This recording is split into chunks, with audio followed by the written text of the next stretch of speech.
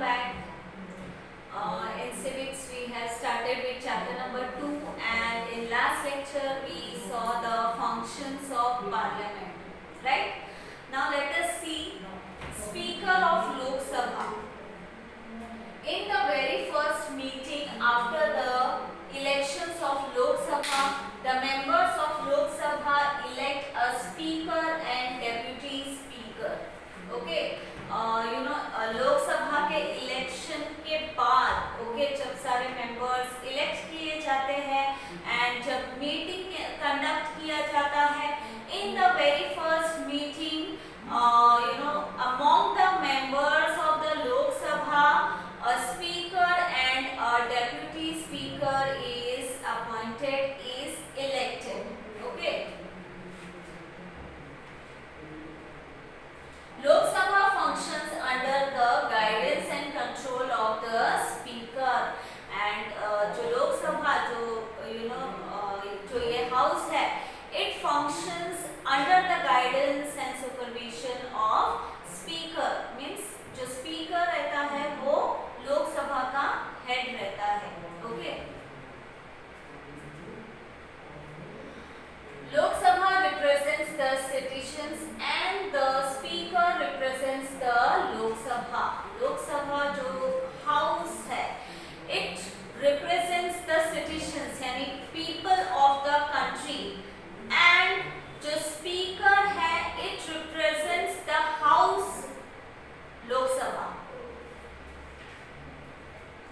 After getting elected as speaker, he or she has to conduct the business on the house if in an unbiased manner. Okay, after getting elected, जो speaker है, he will handle all the work, all the business of the house, and he will do this without any partiality. Okay, unbiased manner मतलब बिना कोई partiality के वो अपना काम करेगा.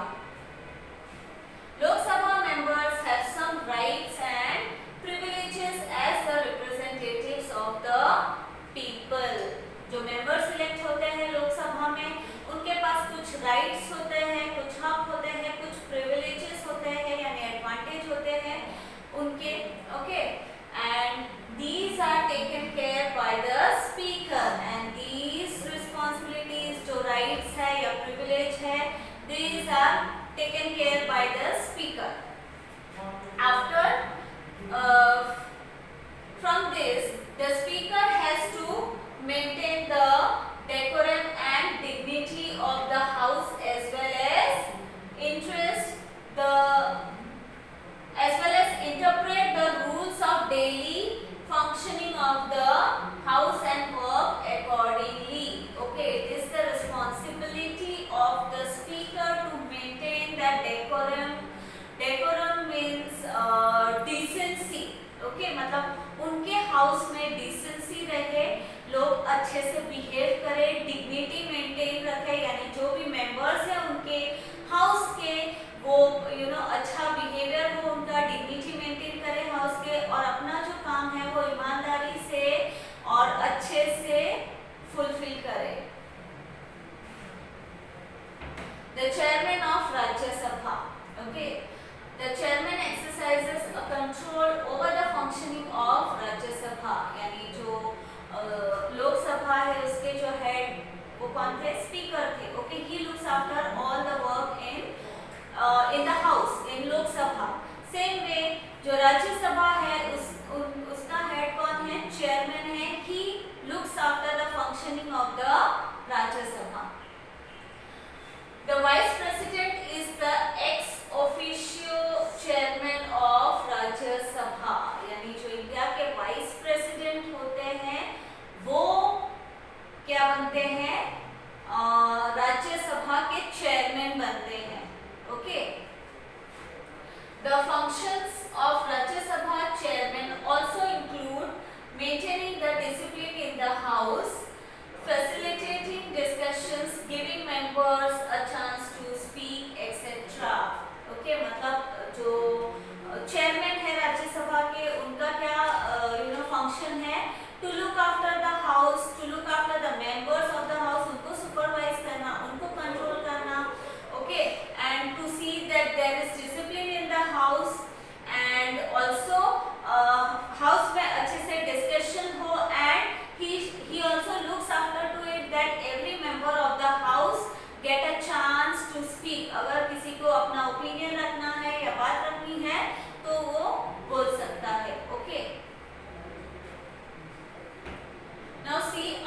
understand it. This is a conversation. Okay, conversation चल रहा है. Mary, can I contest लोक सभा elections after I pass my 10th standard? जो मैरी है वो क्या बोलती है that can I contest लोक सभा election 10th standard के बाद. Radhika, no, you can vote after you attain 18 years of age, but you cannot contest elections. तो राधिका क्या बोलती है that no, you cannot contest elections, but you can vote after you complete 18 years of age.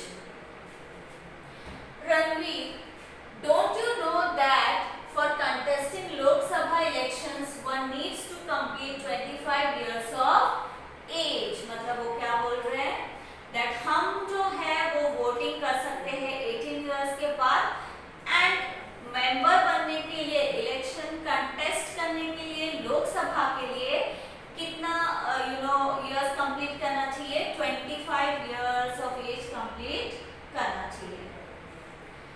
Shabana, what if a person from neighboring country decides to contest Lok Sabha election?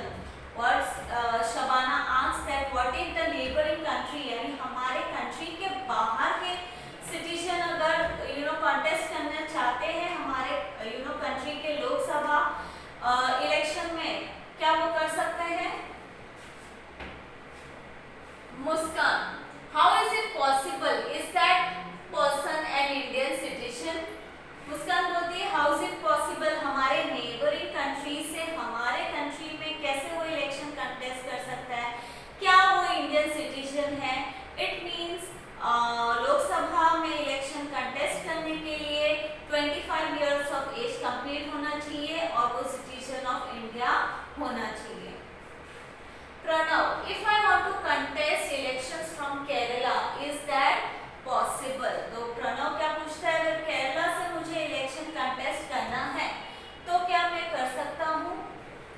Radhika, yes, because our teacher said that the Lok Sabha elections can be contested from any constituency of a particular state. हम किसी भी constituency से election लड़ सकते हैं लोकसभा के लिए. Okay? Mrinal, I understood conditions regarding the age and nationality, but who can be considered as non-qualified for contesting elections? Okay, यानी कुछ भी काम के लिए एक क्राइटेरिया होता है, जैसे कि इलेक्शन कंटेस्ट करना है लोकसभा के लिए तो उसके लिए क्राइटेरिया क्या था? एज और नेशनलिटी, मतलब वो पर्सन जो है वो सिटीजन ऑफ इंडिया होना चाहिए एंड 25 इयर्स उसका कंप्लीट होना चाहिए. ओके, एंड फिर वो क्या पूछती है that who can be considered as non qualified, मतलब ऐसे कौन लोग हैं जिसको नॉन क्वालिफाइड हम कंसिडर कर सकते हैं?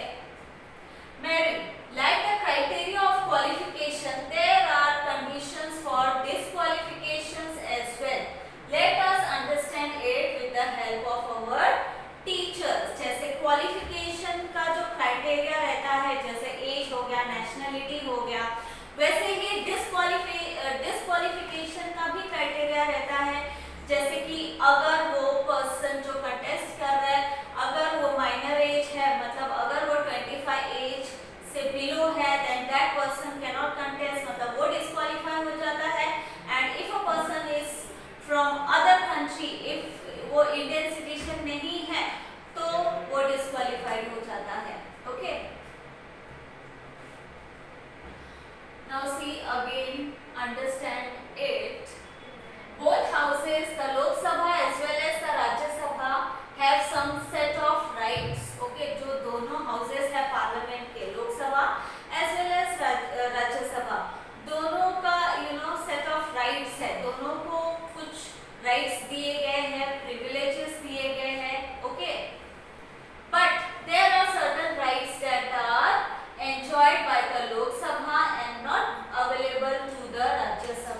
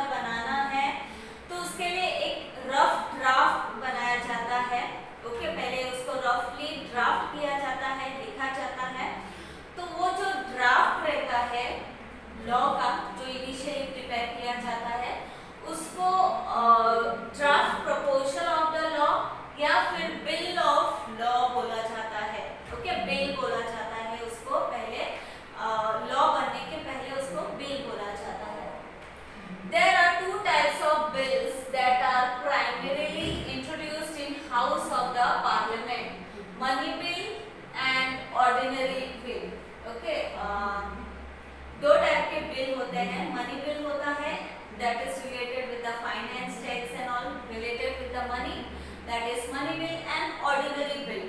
और ये दो बिल प्राइमरीली किधर इंट्रोड्यूस किया जाता है? हाउस ऑफ द पार्लियामेंट, यानी पार्लियामेंट के हाउस में ये बिल को इंट्रोड्यूस किया जाता है पहले.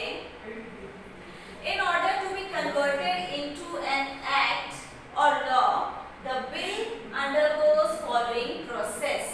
Okay, जो बिल है, जो रफ ड्राफ्ट रहता है लॉ का, उसको एक्ट में कन्वर्ट करने के लिए, उसको लॉ में कन्वर्ट करने के लिए फॉलोइंग प्रोसेस से गुजरना पड़ता है, गो थ्रू करना पड़ता है.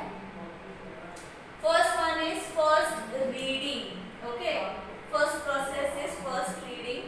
The minister of the concerned department or ministry or member of the parliament presents the bill and briefly explains its structure while presenting it.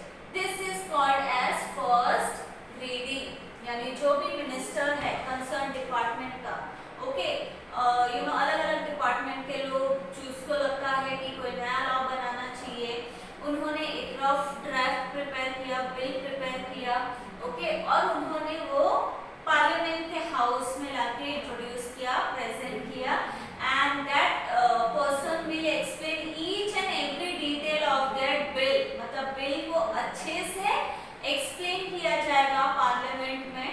Okay, and this is called as first reading. Okay, ये हो गया first process, first step. Second reading. There are two stages of second reading. Second reading में भी दो stages है. Okay. In the first stage, the objectives of the proposed bill are discussed and members in the house express their opinions on it. Okay. First stage में, यानी second reading का जो first stage है, उसमें जो भी objectives है, जो भी goals है, जो भी aims है, यानी वो लॉ क्यों बनाना है, उसका मतलब रिक्वायरमेंट क्यों है, वो सारा ऑब्जेक्टिव्स को डिस्कस किया जाता है, उसको प्रॉपर्ली एक्सप्लेन किया जाता है. एंड यू नो हाउस के जो मेंबर्स रहते हैं वो अपना ओपिनियन एक्सप्रेस करते हैं, यानी जो बाकी के मेंबर्स रहते हैं एक पर्टिकुलर हाउस के, वो अपना ओपिनियन, अपना व्यू एक्सप्रेस करते हैं रिगार्डिंग दैट बिल.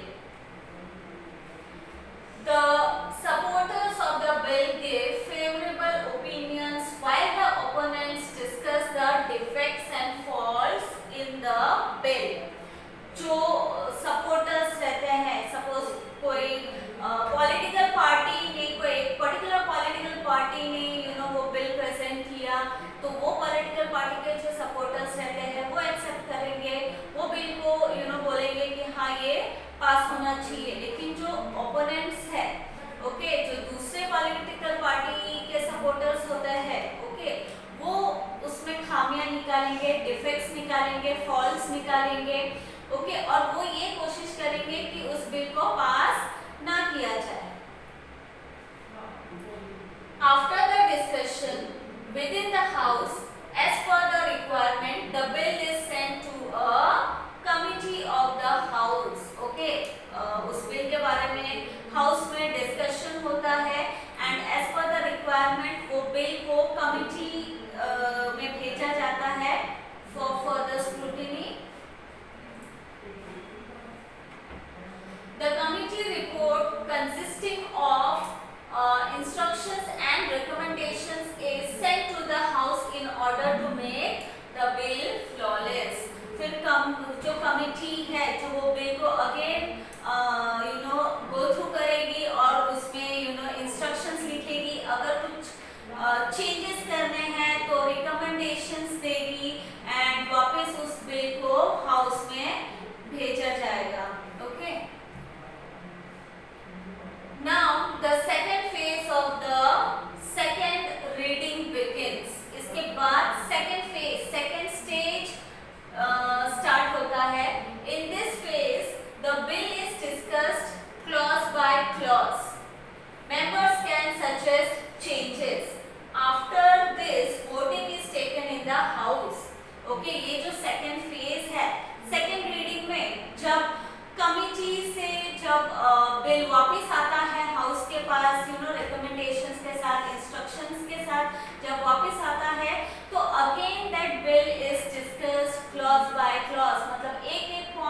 पे डिस्कस किए जाते हैं, वापस से सजेशंस मांगे जाते हैं। दूसरे जो मेंबर्स रहते हैं हाउस के वो सजेस्ट करेंगे कि उसमें कुछ चेंजेस लाया जाए, क्योंकि सबके अलग अलग ओपिनियंस हो गए एंड सबके ओपिनियन के अकॉर्डिंगली उसमें कुछ ना कुछ वो लोग चेंजेस सजेस्ट करेंगे।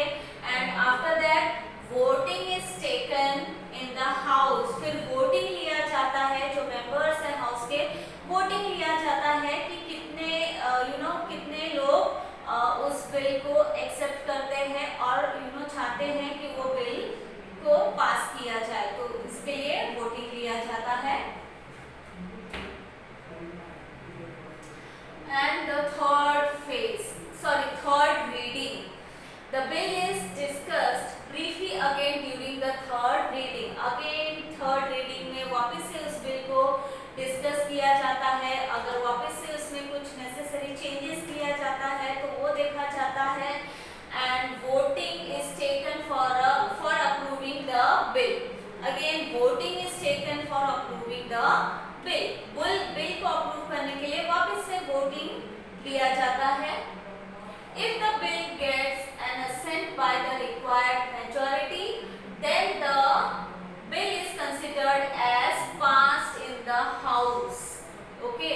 अगर बिल के लिए जब वोटिंग की जाती है तो जितना भी रिक्वायर्ड वोट है, जितना भी रिक्वायर्ड मेजॉरिटी है, उतने वोट्स अगर आ जाते हैं, then the bill is considered कि वो बिल हाउस में पास हो गया, मतलब एक स्टेज वो क्लियर कर गया, मतलब हाउस में वो बिल पास हो जाता है। Okay, the bill undergoes the same procedure even in the other house. Okay, same procedure go through करता है दूसरे हाउस में। अभी राज्यसभा है, लोकसभा है। अगर लोकसभा में बिल बनता है तो वो जो 3 रीडिंग्स है, जो 3 फेजेस वो गो थ्रू किया, वो करने के बाद उस बिल को दूसरे हाउस में यानी राज्यसभा में भेजा जाता है। फिर वहां पर भी वो सेम प्रोसीजर फॉलो करना पड़ता है।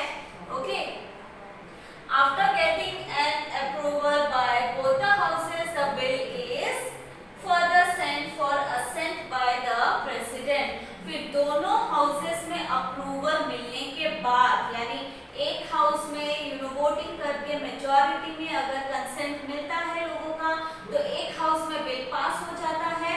तो सेम प्रोसीजर दूसरे हाउस में भी कैरी आउट किया जाता है। एंड अगर दूसरे हाउस में भी वो बिल पास हो जाता है, अप्रूव किया जाता है दूसरे हाउस में, दोनों हाउस के अप्रूवल के बाद उस बिल को कहाँ भेजा जाता है? Head of the parliament, that is president, उनके अप्रूवल के लिए भेजा जाता है। If there occurs a difference of opinion between Lok Sabha and Rajya Sabha over a specific bill, the future of this bill decided in a joint meeting of both the houses. Okay? अगर difference है opinion में दोनों भी houses के, okay, Lok Sabha और राज्यसभा दोनों भी houses के ओपिनियन में डिफरेंसेस आते हैं रिगार्डिंग एनी स्पेसिफिक बिल, तो जॉइंट मीटिंग कंडक्ट किया जाता है, यानी लोकसभा और राज्यसभा का जॉइंट मीटिंग कंडक्ट किया जाता है। Again that bill is discussed in that meeting and again voting is done, again the same procedure is followed.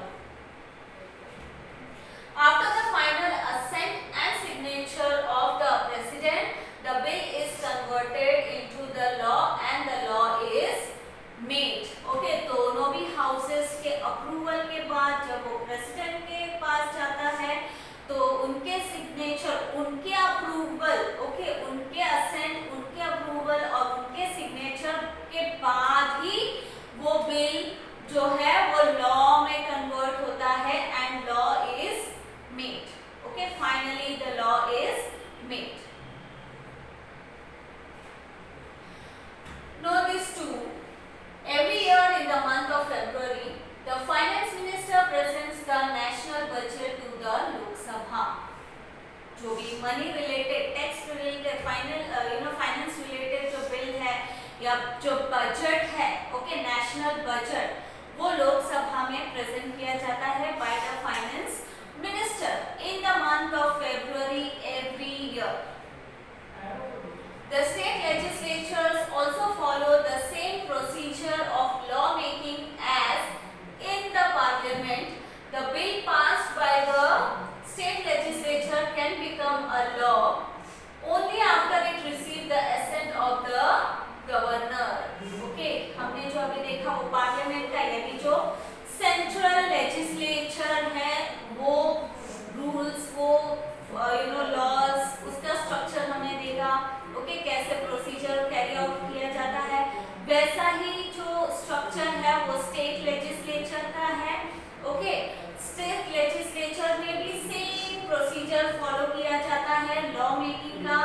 And जैसे कि पार्लियामेंट में किया जाता है. एंड कोई भी बिल तब पास होता है जब जो स्टेट का जो गवर्नर रहता है यानी जो हेड ऑफ द स्टेट वो कंसेंट देता है, उनका अप्रूवल मिलता है, तब जाके जो स्टेट लिस्ट में जो लॉज या जो बिल वो पास कराना चाहते हैं वो बिल पास होगा. Okay, we end this lesson here.